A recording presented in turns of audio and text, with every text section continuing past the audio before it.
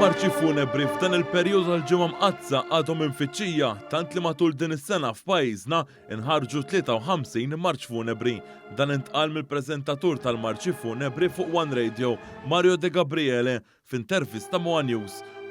Huwa qal li dan juri li hemm futur b'saħħtu għall-banet u l-marċi funebri. Illum il-bandist li jdoq kurunetta, klarinett, alfonju, trombun, il-bandist qed jikteb il-marċi.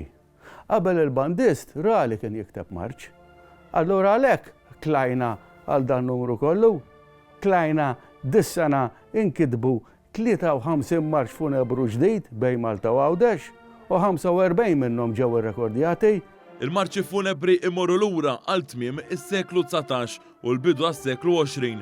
Din it-tradizzjoni komplet tissaħħaħ wara l-gwerra, speċjalment f'dawk li bliet u l-irħula li fihom issir il-purċissjoni tal-ġimgħa l-kbira.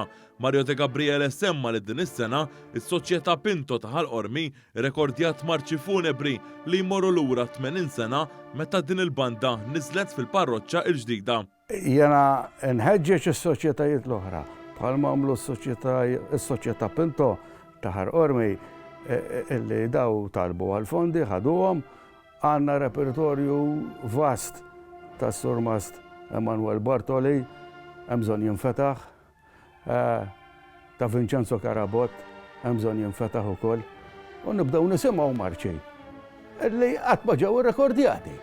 F'dan il-perjodu għal-ġimgħa mqazza, One Radio diġà xandar 4 programmi tal-marċi funebri u se jkun hemm programmi oħra f'5 xirka u l-ġimgħa l-kbira